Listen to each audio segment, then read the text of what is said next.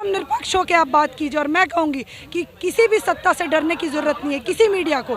आज मैं यहाँ सिलेंडर का रेट आज 900 कुछ रुपए हो गया है, 1000 पार हो रहा है। 3000 कमाने वाला व्यक्ति 1000 सिलेंडर का देगा। पढ़ाई रूप में जब आएंगी तो आपको छोड़ेंगे नहीं। सत्ता से उतार को एक बेटी होनी चाहिए थी प्रधानमंत्री जी, हम जैसी बेटियाँ, जिसका देख के दर्द आपको समझ आता है उस बेटी का दर्द क्या। विपक्ष सड़कों पर है और आज पटना के गर्दनी बाग में जन अधिकार पार्टी के द्वारा आंदोलन किया जा रहा है बढ़ती महंगाई के खिलाफ। जन अधिकार पार्टी के महिला प्रकोष्ठ के राष्ट्रीय अध्यक्ष रानी चौबे जी हमारे साथ हैं।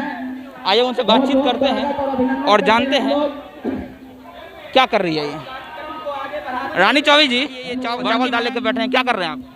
देखिए, बढ़ती हुई महंगाई आज कमर तोड़ दी है आम जनता की इन लोगों ने। एनडीए की सरकार जब सत्ता में नहीं आई थी तो उसने बोला था कि सारी चीज़ें हम लाएंगे, सबका विकास, हमारा साथ आप दीजिए, हम आपका विकास करेंगे।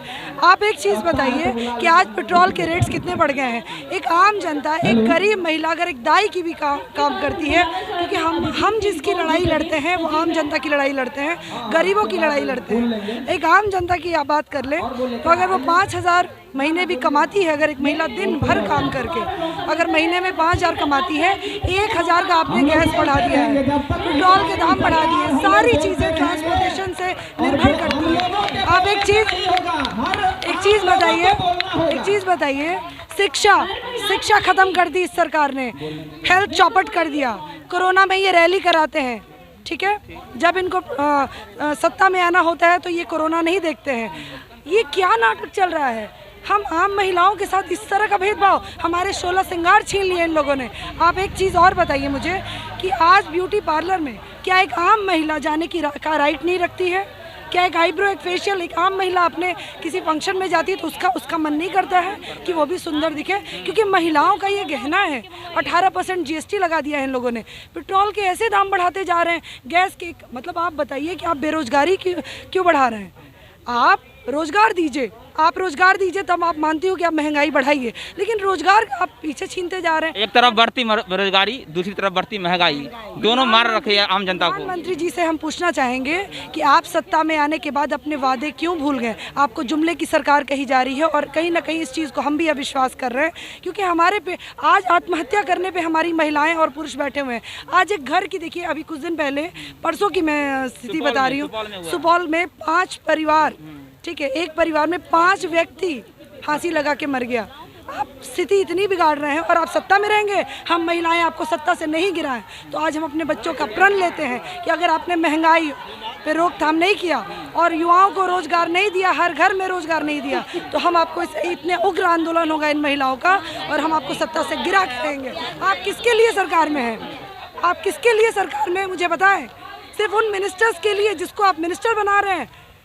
मैं पूछती हूँ उन बीजेपी की महिलाओं से भी जो सत्ता में नहीं आई थी तो आज सिलेंडर लेके हंगामा करती थी, आज वो सत्ता में आने के बाद क्यों नहीं बैठ रही है आम जनता के लिए? क्यों नहीं इन महिलाओं के आंसू को पोंछ रही हैं? क्यों नहीं बेरोजगारी दूर कर रही हैं? स्मृति ईरानी के लिए था ये। देखिए, वो भी एक महिला है और हर महिला आदरणीय होती है। एक आदरणीय रूप से मैं उनसे रिक्वेस्ट मोड से बोलूँगी कि आप अपने सरकार के खिलाफ, अगर उस समय विरुद्ध में आप आई थी, अगर आपने कांग्रेस के खिलाफ नारा दिया था, तो आज आप अपने सरकार के खिलाफ इन महिलाओं के आंसू को पोंछिए। अगर आप सच में एक महिला हैं, आपके अंदर मातृत्व जिंदा है और आप सच में चाहती हैं कि राष्ट्र हित के लिए आप कार्य करती हैं, आपको सिर्फ शेरनी बना के ड्रामेबाजी करके आपको एक क्वीन बना दिया है लोगों ने। लेकिन सही में आपने क्या किया है राष्ट्र के लिए? सही में आज जब प्याज, आलू, तेल, नमक के दाम बढ़ रहे हैं, बेरोजगारी बढ़ रही है, तब आपके भाषण नहीं आते हैं। आप 4-5 तरह की भाषाएं बोल के अपने आप को प्रमोट करती हैं। आप एक मार्केटिंग की, मतलब जीती जाती मिनिस्टर हो चुकी हैं। उससे ज़्यादा आपका कोई अस्तित्व नहीं रह गया है इन आम महिलाओं के सामने। लेकिन रानी जी, एक सवाल ये भी है, जो विपक्ष लगातार आंदोलन करता है लेकिन मोदी सरकार पर इसका कुछ भी प्रभाव होता हुआ दिखाई नहीं दे रहा है, तो क्या माना जाए फिर? ये सबसे बड़ी बात है ना कि इस सरकार ने सिर्फ मार्केटिंग की है और मार्केटिंग के बदले पे कहीं ना कहीं मैं आप मीडिया बंधुओं से पूछना चाहती हूँ, हाथ जोड़ के विनम्र निवेदन, आप यहाँ आए हैं, आपका पेट्रोल लगा होगा, क्या महंगाई पे आपको चोट नहीं लग रही है? तो एकदम निष्पक्ष होकर आप बात कीजिए। और मैं कहूँगी कि किसी भी सत्ता से डरने की ज़रूरत नहीं है, किसी मीडिया को। आज मैं यहाँ से बोल रही हूँ कि अगर मीडिया चाह दे तो अच्छे अच्छे सत्ता को हिला सकता है, महिलाएं चाह दे, मीडिया चाह दे तो अच्छे अच्छे लोग पैर पे गिर के माफ़ी मांग सकते हैं। आज बेरोजगारी, महंगाई इतनी बढ़ गई है कि आप मीडिया की सिर्फ मार्केटिंग करा रहे हैं, और कुछ जो दलाल बीच में बैठे हुए हैं उन लोगों को कृपया करके हटाएं, क्योंकि आपकी जितनी भी स्कीम आई, जितनी भी आपने स्कीमें दी वो असफल रही। आप उज्ज्वला गैस प्रोवाइड किए, प्रधानमंत्री जी ने उज्ज्वला 8 करोड़ लोगों को, 8 करोड़ घरों को उन्होंने दिया। आप बताइए, सिलेंडर का रेट आज 900 कुछ रुपये हो गया है, 1000 पार हो रहा है। 3000 कमाने वाला व्यक्ति 1000 सिलेंडर का देगा, पढ़ाई कहाँ से करेगा वो, हेल्थ में कहाँ जाएगा वो? इस चीज़ का आंसर दे प्रधानमंत्री जी। मैं पूछती हूँ यहाँ से, विनम्र निवेदन है कि आराम से आप मान जाए, नहीं तो ये महिलाएं उग्र रूप में जब आएंगी तो आपको छोड़ेंगे नहीं, सत्ता से उतार के दम लेंगे।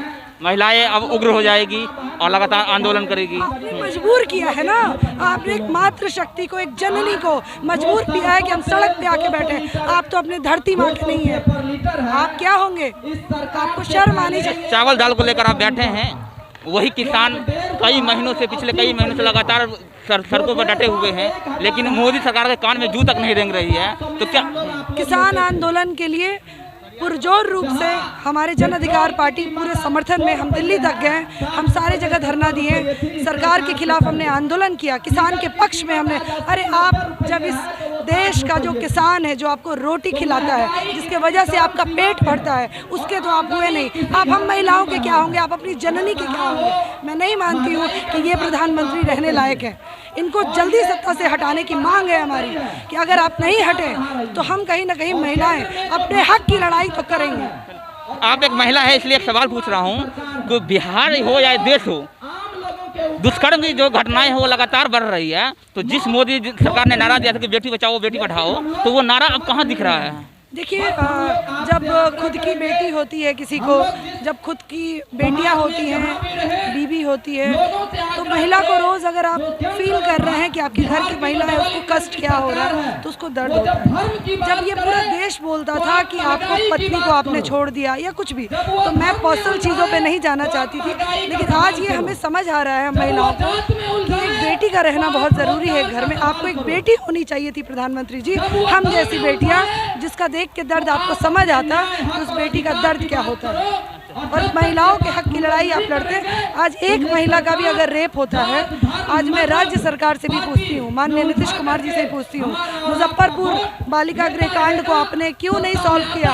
आज इतने रेप केसेस बढ़ गए हैं, क्यों महिलाएं इतना अपने आप को अजीब टाइप से फील कर रही है कि हम पे अत्याचार हो रहा है? आज हमें इस जगह क्यों बैठना पड़ रहा है, क्यों बैठना पड़ रहा है? शराबबंदी पे आपने रोक लगाया, हर घर में शराब पहुंच रहा है, आप शराब खोल दीजिए, ज़्यादा अच्छा है। ड्रामे मत कीजिए महिलाओं को आगे करके, सत्ता में, राजनीति में महिलाओं को आगे करके आप सिर्फ महिलाओं को यूज़ कर रहे हैं, बस उससे ज़्यादा। नीतीश कुमार जी लगातार कहते हैं जो हमने महिलाओं को सशक्तिकरण के लिए बहुत बड़ा उत्थान किया है, बहुत बड़ा काम किया है, हमने विकास कर दिया महिलाओं को।